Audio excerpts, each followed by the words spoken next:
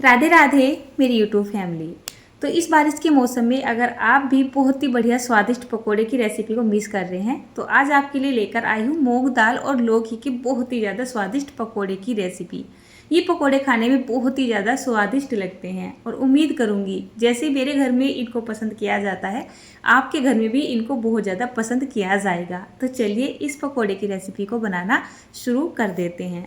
तो सबसे पहले मैंने ये लौकी ले ली है और ये हमारे खेत में ही लगी हुई लौकी है, तो साइज में ना काफ़ी बड़ी है और वेट में कम से कम ये 1.5 किलो के जितनी लौकी होगी।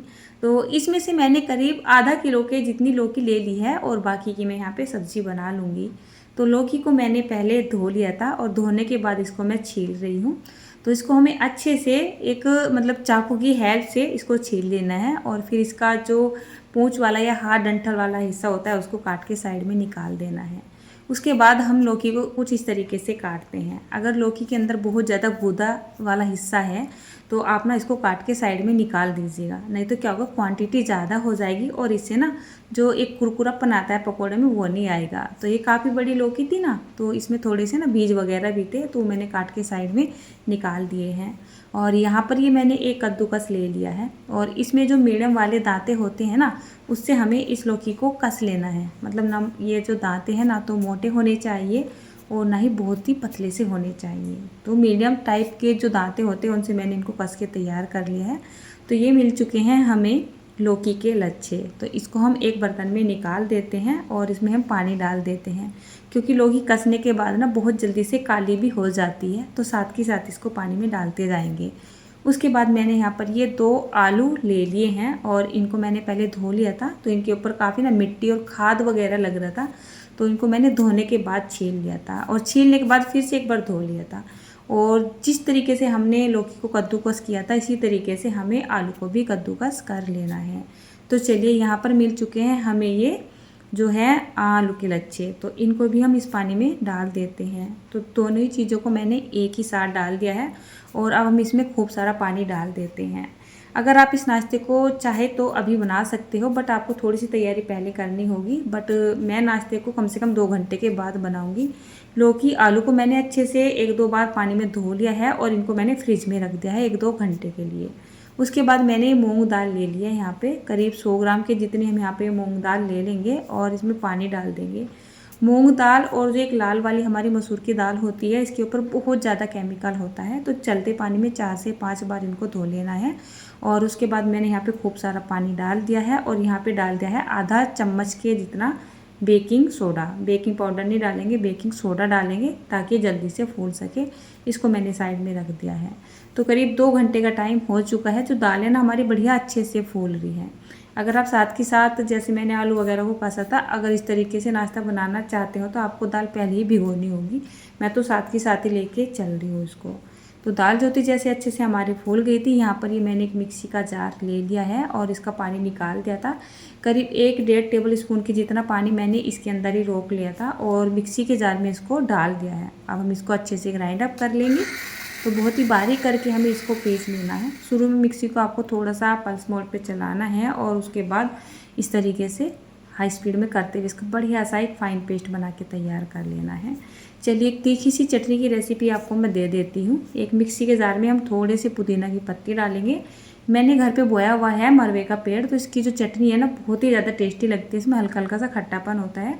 कुछ पत्तियाँ मैंने मरवे के पत्तों की डाल ली हैं। उसके बाद यहाँ पर मैंने 7-8 तीखे वाली हरी मिर्च डाल दी है और 1 टेबल स्पून की जितनी कच्ची मूंगफली जिसका छिलका उतार के डाल लिया है और नमक डाल लिया है, सरसों के दाने, जीरा डाल लिया है और साथ में हल्का सा यहाँ पे काला नमक भी लगा लेते हैं।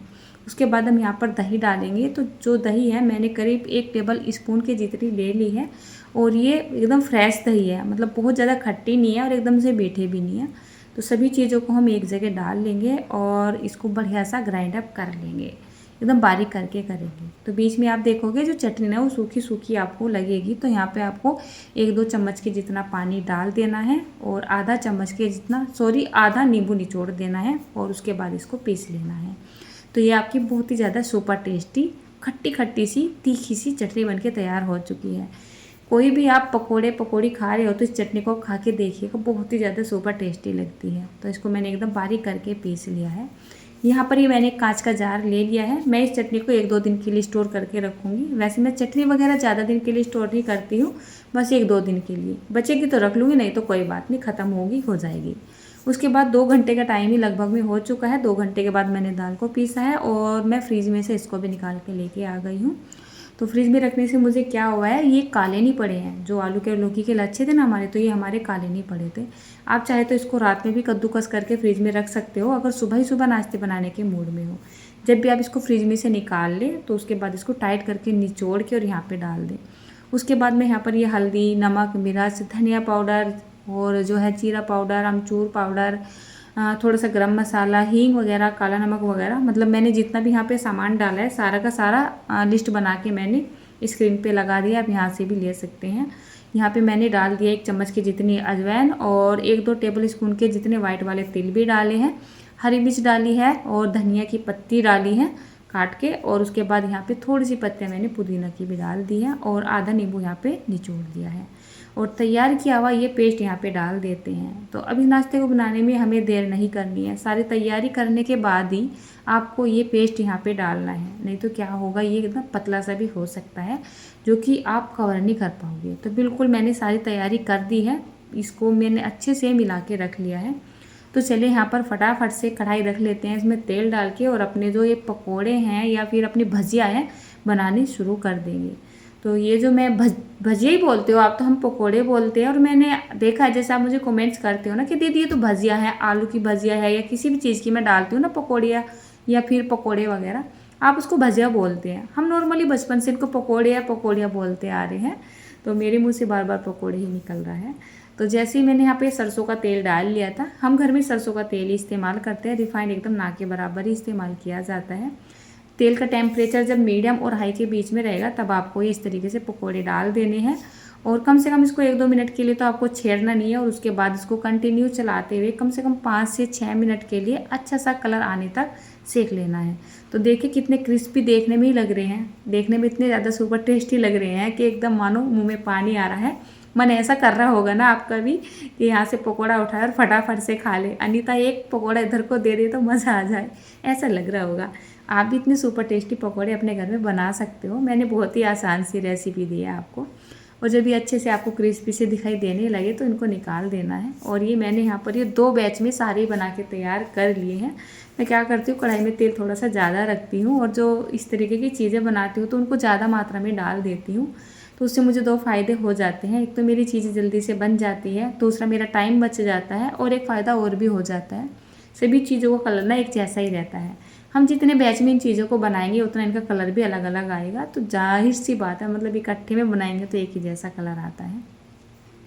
मैंने आपको पहले भी बोला है और मैं आज भी बोल रही हूँ, मैं अक्सर क्या करती हूँ, लगभग में 70-80% पकोड़े, पूरी, जो भी कुछ मैं ऐसी चीज़ें बनाती हूँ तली हुई, सेक लेती हूँ। और उसके बाद जब खाने वाले बैठ जाते हैं, बाकी का बचा हुआ हिस्सा मैं बाद में फ्राई करती हूँ।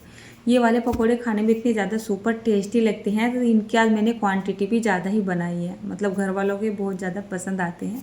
मैं पिछले 2-3 साल से इनको बनाती आ रही हूँ, और ज़्यादा करके ये बनाए जाते हैं मेरे घर में या तो सर्दियों में या फिर बरसात के मौसम में। और बरसात के मौसम में तो हम बचपन से ही बनाते आ रहे हैं। अब पकोड़े बना रहे हैं और उनके साथ तीखी मिर्च ना हो, ऐसा तो हो ही नहीं सकता है। थोड़ी सी मैंने हरी मिर्च ले ली और उनको हल्का सा फ्राई कर लिया है। तो ये लीजिए, हमारा एक हल्का फुल्का सा नाश्ता तो बनके तैयार हो चुका है। अब चलिए मैं इनको मतलब आपको दिखाने के चक्कर में, थंबनेल बनाने के चक्कर में, जगह जगह इनको डेकोरेट या फिर मतलब आपको दिखाने के चक्कर में ठंडा नहीं कर सकती हूँ। जिस प्लेट में मैंने जो है ये पकोड़े बना के निकाले थे, मैंने उसी प्लेट में यहाँ पे इनको गार्निश भी कर दिया है, और यहीं से मैं अपना थंबनेल भी लेने वाली हूँ। ठंडे पकोड़े हो जाएंगे फिर मज़ा नहीं आएगा। और मैंने इनको दोनों बार फ्राई भी कर लिया था।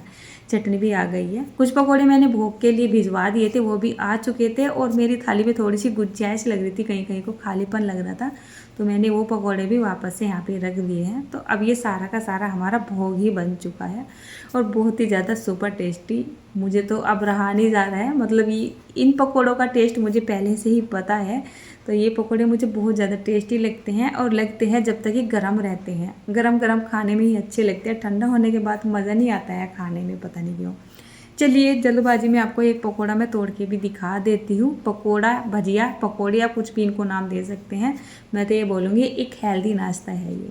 तो देखिए अंदर से बिल्कुल मतलब सॉफ्ट निकले हुए हैं, अंदर से एकदम जाली जाली सी बन रही है। ऐसे पकोड़े अक्सर खाने में बहुत ही ज़्यादा सुपर टेस्टी लगते हैं। अच्छा, अगर आप चाहो तो इनकी ना सब्जी भी बना सकते हो। जैसे हम तो इनको चाय के साथ खा पी रहे हैं, आप चाहो तो इनकी सब्जी भी बना सकते हैं, जैसे हम कोफ्ते की सब्जी बनाते हैं, बहुत टेस्टी लगते हैं। तो बरसात का मौसम चल ही रहा है और रोज़ की रोज़ बारिश भी हो ही रही है, तो आप भी इन पकौड़ों को अपने घर पे ज़रूर से बनाइएगा। आज की ये पकौड़े की रेसिपी आपको कैसी लगी, आप मुझे कमेंट करके ज़रूर बताइएगा। कमेंट बाद में करना, पहले अपने घर में बनाना। तो चलिए दोस्तों, मिलती हूँ आपसे एक और अच्छी सी रेसिपी में।